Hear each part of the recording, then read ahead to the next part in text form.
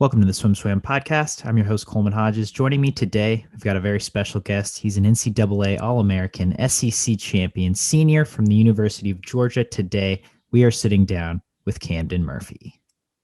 Hello.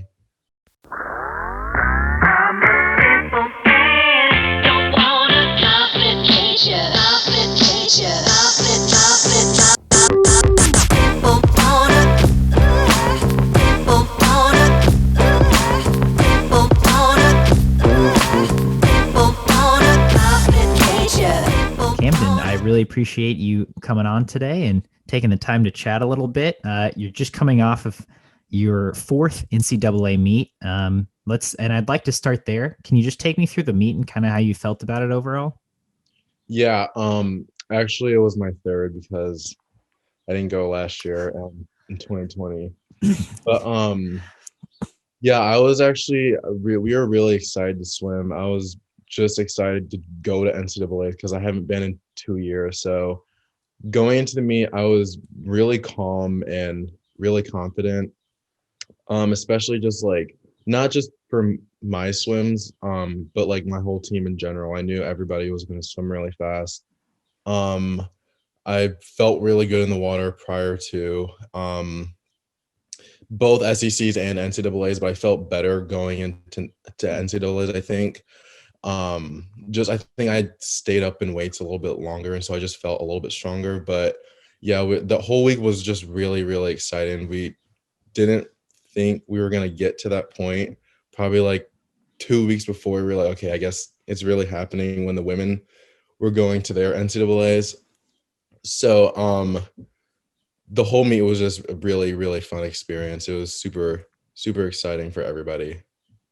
Yeah. Can you take me through your swims in particular and kind of how you felt about them? Yeah, so I think I scratched the 50. I was supposed to swim the 50 free, but I scratched it just because I didn't think that I needed to swim it. It's not my strongest event, and I thought I was just gonna be like a waste of a swim in prelims because I didn't think I was gonna make it back. But my first individual event, the hunter fly, it felt really good. Definitely wasn't expecting to drop as much time in like a one specific month that I did from SECs to NCs, because I think I was 44.7 in SECs and then 44.6 in prelims at SEC or at NCAAs, and then 44.4 in finals. And it didn't feel like I was going that fast. It just felt like a normal race. I really thought that I got like sixth or seventh. Like I didn't feel like I was like flying or anything. So I was actually really surprised with how I swam, and I was really happy. But I was definitely more happy with the two fly because I finally broke 140. I think I hit 140 my sophomore year at SECs, and I've ever since then I've just trying to break that. So going 139.99, I was very close. I was really, really happy with that, especially like my last like collegiate swim. I was just happy to get it over with and just happy to finally break 140. Yeah, I mean, it seemed like, like you said, you hit PRs, you had good swims, you were in A finals in both and placed really high in those butterflies. And then, I mean, the Georgia relays and the team effort as a whole, you guys finished fourth, you got a trophy, you placed the highest UGA finish for the men's side since 1997. Was that something you guys had in mind coming into the meet, especially coming off of SECs where you almost caught Florida for that team title? Yeah, it was definitely something that I was thinking.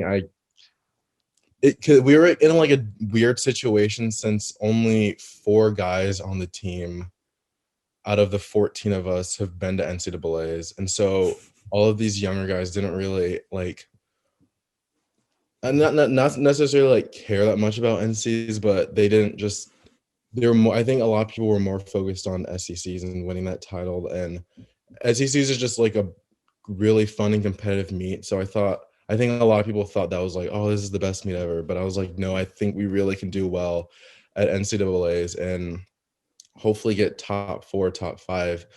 And I knew, like, I was telling other people, I was like, I really think we can get top four, and everyone else was like, I don't know, we're gonna have to have like a perfect meet, and I was like, I don't know if we're gonna have to have like a perfect meet because we've been swimming really well all year around since the very first meet to SECs. We've been having like really really good swims, and everyone was improving so much. So I definitely thought that we could get top four easily. Yeah. Having been a senior on the team, having been through this process a lot, you mentioned there have been good swims all year.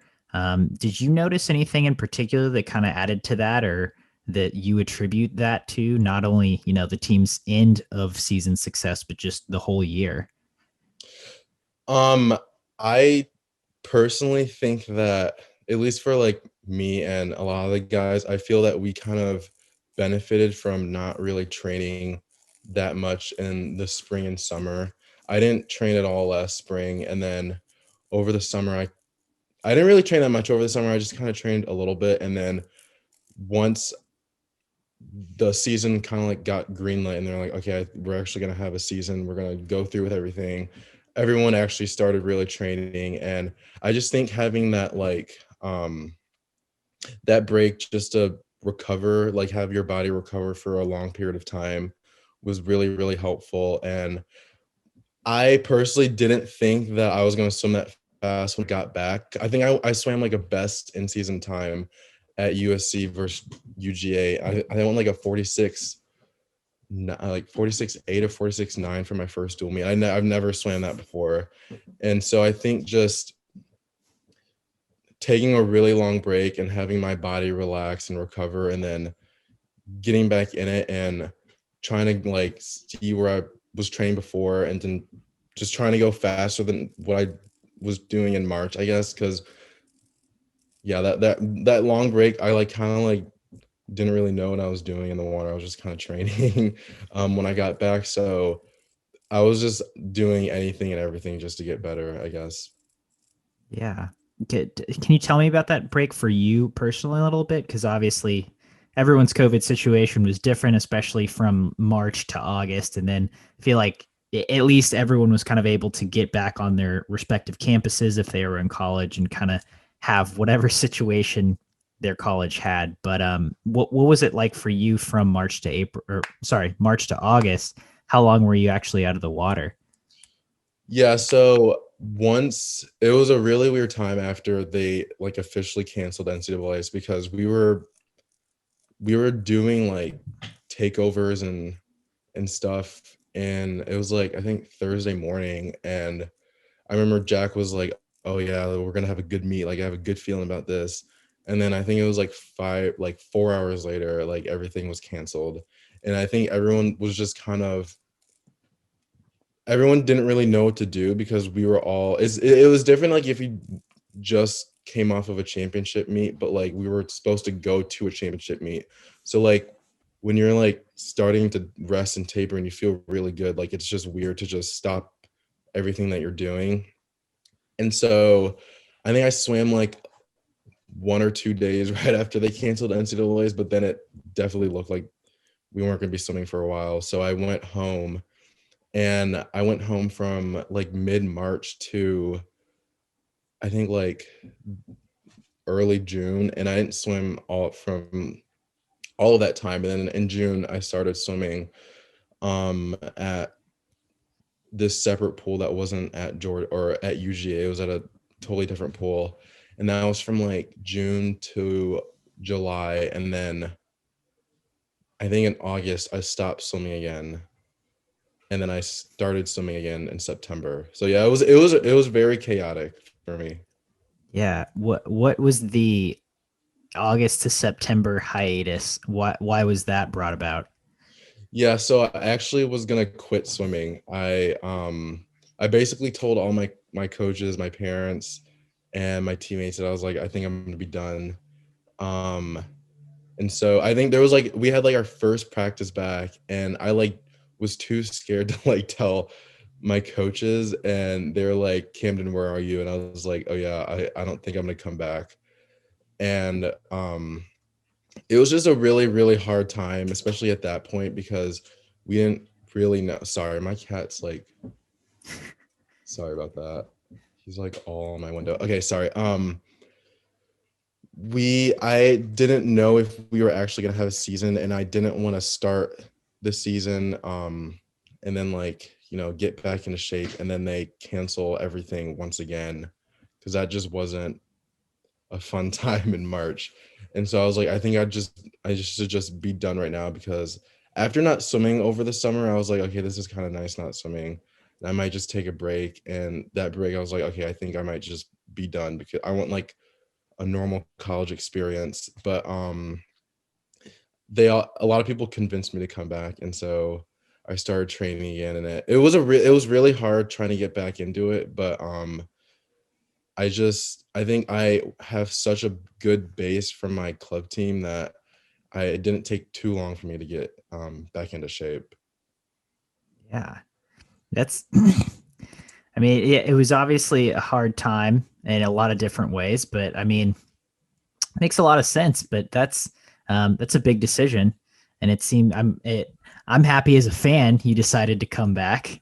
Thank But you. yeah, but so you went home in March. Where's home for you? Michigan. Okay. And so what were you doing from that time while not in the pool?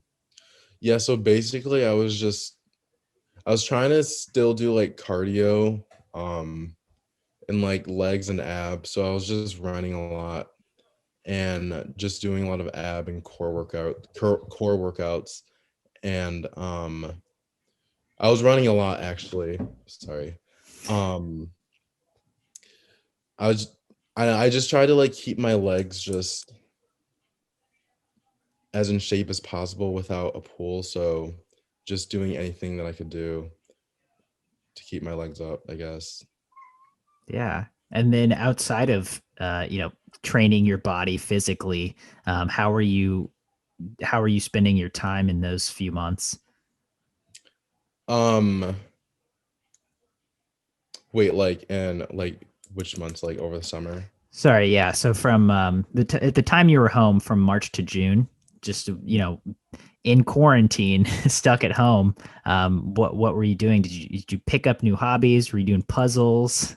Oh, so yeah, I a bunch of us actually we got like Animal Crossing over, I think in like March or April, and a lot of us are playing that.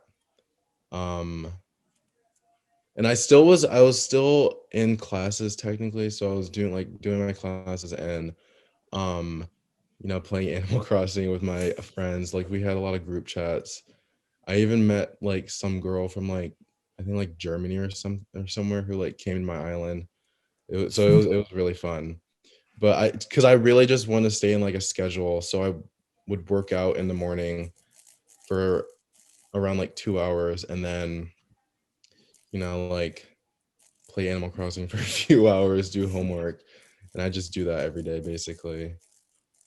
And it was a pretty good schedule. Like I didn't get bored. I It was fine. That's a big one. Yeah. I feel like boredom was a silent killer during during those months. Yeah. But how important was just having that routine or schedule for you, especially being so accustomed to it as a swimmer? Yeah, it's actually really important to me, because I just think having a schedule like that just keeps me sane. Because if I was just working out like whenever, and then if I didn't have that schedule, I definitely would have gotten bored. And usually, like when I get bored, I get lazy too. And I mean, not that I had to do anything back then, but I just always kind of have to stay active. I don't know. I'm just kind of like that. Like both my parents are like that. They always have to stay active. I always feel that I need to stay active doing something. So yeah. And so then you get back to Georgia. You're swimming for a while. You almost quit. You don't, and then the season kind of gets rolling, and you get back in shape.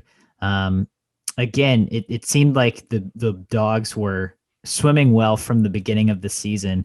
Did you feel your did you feel the impact of being a senior and a leader on the team at that time?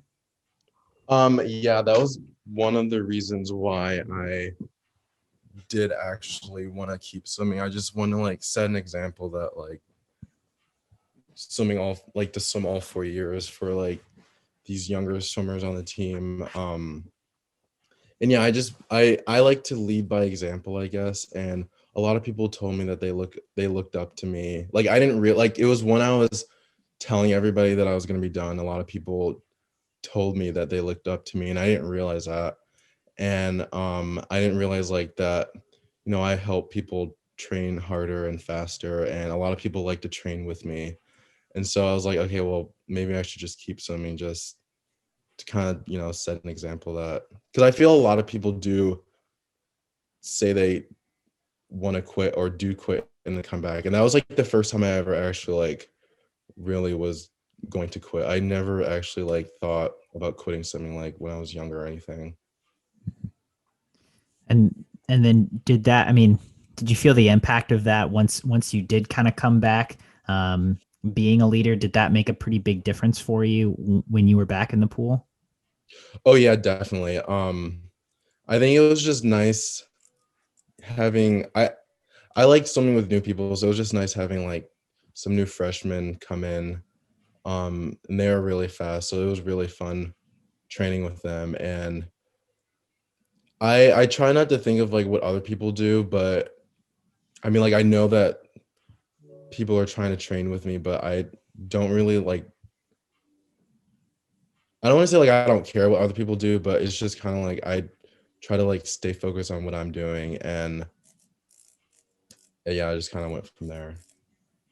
Yeah. And then, I know you guys had three seniors on your medley relay. You and Javier were certainly big individual scorers and relay impact players, swimmers at NCAAs. Was it cool to go out with that senior class, start to finish, especially in the way that you guys did finish at NCAAs and SECs? Yes, it was actually we do have a really good senior class, and it was just a nice to have like a really solid group of guys at NCs and SECs. But yeah, it was really exciting for Javi to come back after redshirting last year.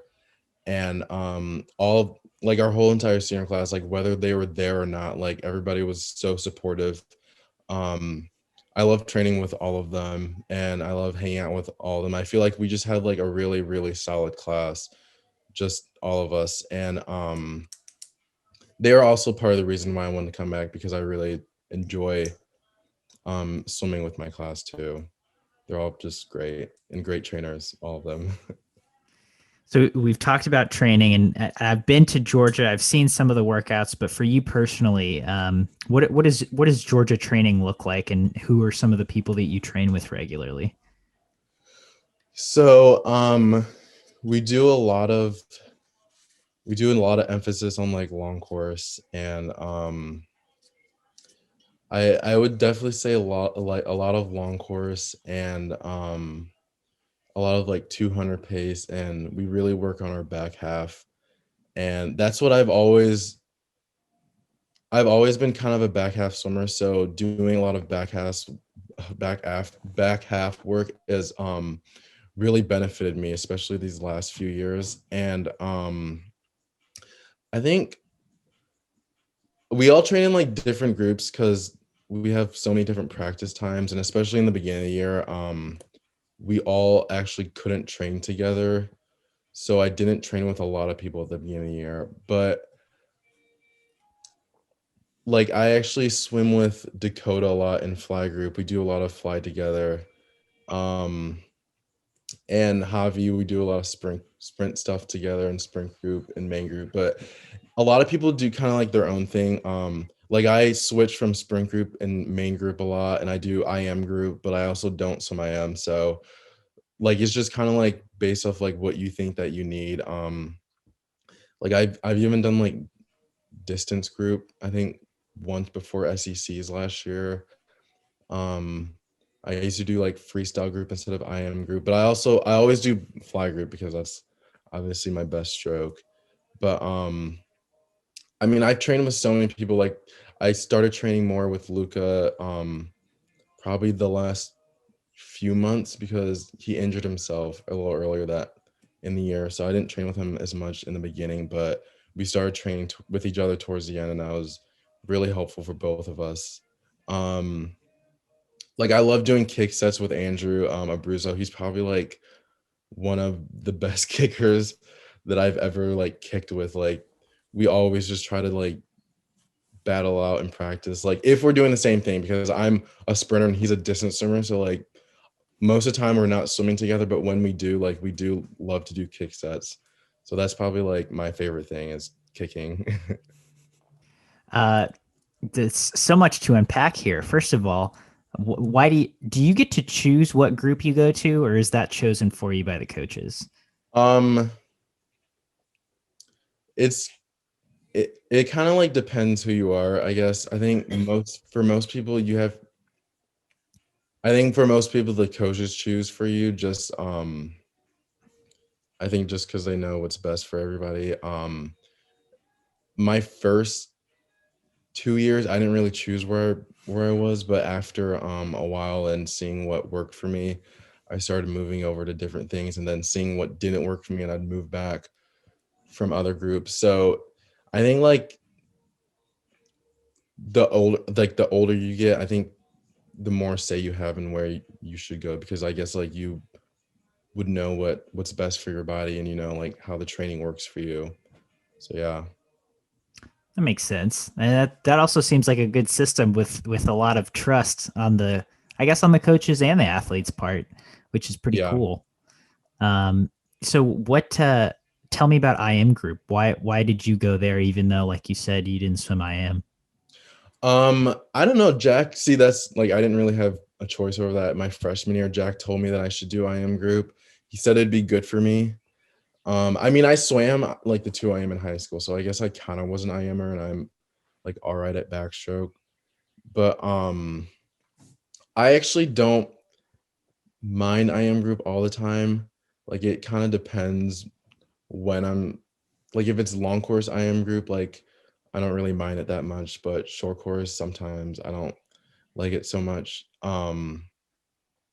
But I've noticed that it really does help me, and I like racing the people in the IM group because they really kick my ass. And so I think just like doing things that make me really uncomfortable, I know that helps me a lot. So just getting outside my comfort zone and doing things that I may not necessarily like, but I know that will help me in the long run. Hmm.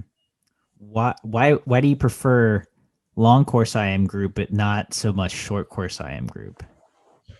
Um, I don't know. That's actually a good question. I don't know because that's a really good question because I'm better at short course, but I think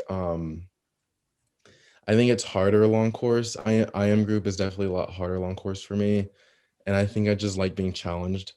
So I just like it a lot more, I guess. And when you have to race like Nick and Mel and Chase and Jay like in their like best field, it just really humbles you, and you just see like what they can do and you're like, oh wow, that's really good. I want to do that too. So I think that's just why I prefer that. Yeah, that sounds like it would be humbling. Yeah. Which is, I think, that is a pretty cool thing about you, that you prefer that. That's it's pretty awesome. Yeah, thank you. But okay, so back to the training groups. You are you said you're a back halfer. You've always been kind of, that's been a sweet spot for you in your races.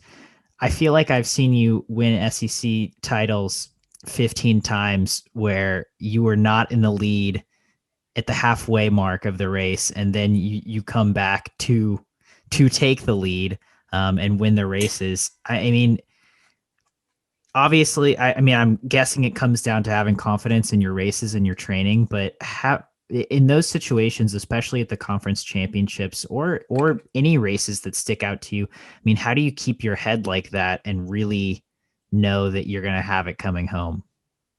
Yeah, it is really stressful. A lot of times I don't know. Like I think in the hunter fly at SECs, I didn't even know that I won. I thought I got like third or fourth. So honestly, most of the time I don't know like how fast I'm coming back. I just if I see someone around me, I just want to run them down. I like racing people, and so if there's someone to race next to me, then I just kind of like do my own thing, or honestly, like just race them. I just love racing people. Has there is there a time that sticks out to you, a race, a few races where you really thought you executed that race plan well, or you were like, oh, I don't think I did execute this that well? Um, I would say my two fly my sophomore year. At SCCs, I think that was like one of the best races that I had. Actually, I don't know. I think maybe NCAAs in the two fly last week or 2 weeks ago. I think that was like my best race execution I've ever had. I think I was like 22, like 5, and I've always struggled on my second 50, and I've always been like 48, but I was like 47 mid, and I just needed to get like that first 100 down, and then because I know that I have a good back half, but I was always kind of afraid to go out fast just because I was always scared to die. But yeah, so I just had to go out really fast, try to go out 47, and I knew that I would have a real like a fine back half, and I wouldn't come back, like 31 or something. So I think that was definitely one of my best like race strategies that I had going into a race, I guess. Mm-hmm. You mentioned two fly your sophomore year at SECs. That's the year when you passed Maxime, right? At the end Yeah. of the race. Hmm. That was pretty epic. Thank you. Um, sorry, I that like that's like a thumbnail that's in my brain when I think of you. I think of that race, um, because it was a really great race, really great race execution. So when training Butterfly, do you have any favorite things you do, or any trade secrets that you've acquired over your time at Georgia? Of like, all right, this is how you get good at Butterfly. Um, I mean, yeah, I just do like a lot of underwaters. I think that's just my favorite thing. I just do it all the time, even like when I'm not comfortable doing it. Just again, like trying to go outside my comfort zone and like really working on my breathing pattern. And breath control in practice. So like if we're doing like 50s or something pace, then I'll do like a 25 breathing going down and then 25 not breathing coming back. And that usually is really hard for me. I haven't done that in a few months, but that was something that I remember doing my sophomore year a lot. And I think that like really helped my two fly and my hunter fly that last 25 thrive. So I think just doing a lot of breath control and underwaters is something I've always just loved doing. Do you have so what's your breath? What how do you breathe in Butterfly, and what's your kick count? So I breathe every stroke in the 100 and 200, except in the 100, the last 25, I usually don't breathe. And then the 200, I usually take like one, like the first breath on the first, the breakout stroke, and then I don't breathe into the wall. I think, that's usually harder, especially after like a 200. That's usually really, really hard. But and my kick count's different for the 100 and 200. It's it's all really different. Like I think so like the 100, it's like 10 or 11 kicks, and then the 200 like 6, or I would say like the first 100 or like 125, I'd do like 6 or 7 kicks, and then the last 75 or last 50, I'd do like 10, and I'd do them just like faster and quicker, I guess, and just like with more power. So I do more at the end, and then I just kind of like build each 25 and each 50. And do you have a favorite set that stands out to you when you're thinking 100 or 200 Butterfly work? Um anytime we do like 75s fast, like whether it's like descend or strong, I love doing 75s fly. I don't know, I just because I feel like it's really good for both the 100 and the 200. Even like pace 50s, like those are really good, but I think like a few weeks ago we were doing like this set that was like a 75 fast and then like a 25 easy and then like 100 like strong or like 100 like fast, but it was freestyle. So I did fly on the 75s and freestyle on the free, and I just kept getting faster. And I just enjoy that. So that seems good. I totally agree with you. That makes sense. That 75s kind of work both that 100 and 200 rhythm, depending on how you're focusing or what you're doing. Mhm. Um, so to wrap up here, Camden, what are you looking like moving forward? Are you done swimming currently? Or do you have an end date in sight? So right now I'm actually taking a break. Since I took a break last year and I thought that was really helpful, I'm gonna take another break and I'm not gonna go to trials this summer. So I just wanna like relax, go home, spend time with my family, travel a little bit, and then I'll kind of I don't really know what's gonna happen moving forward. I'm gonna still be in Athens for school, so I'm not completely sure what I'm gonna do. And I think just having that physical and mental break will help me kind of decide like if I want to keep swimming or not. Um, because I think like I said before, it really helped last year, and I think just having that break from swimming is really benefits me. So I think that's just the best thing I should do right now. Makes total sense. And so is that extra year of NCAA eligibility something you would consider when, after this break? Or do you think if you did keep swimming, you would just go to the professional side immediately? Yeah, I don't see I liked college swimming, but it is a lot. And I don't know if I really want to do it for a fifth time. I mean, like, yeah, I did miss NCAAs my junior year, but like that's not and I do love NCAAs, but like that's not something like I'm like, oh, I need to do it.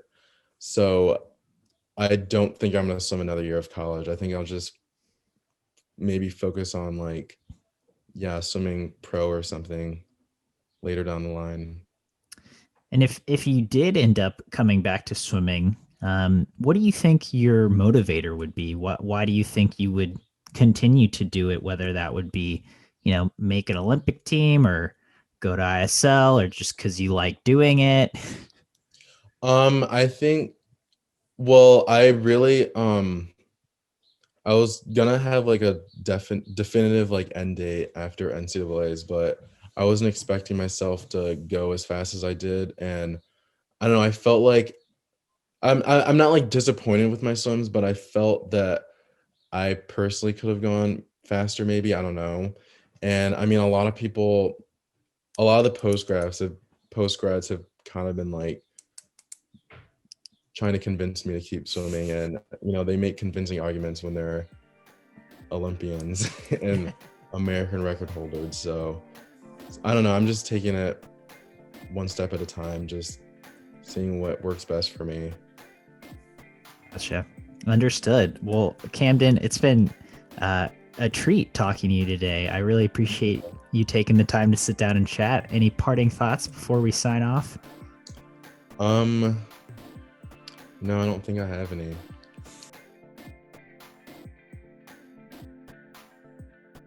You've been listening to the SwimSwam podcast. Stay tuned for new episodes every week. You can take SwimSwam podcast on the go by subscribing on your favorite podcast platform. Look for links in the description below, and be sure to subscribe to our YouTube channel for more videos as well.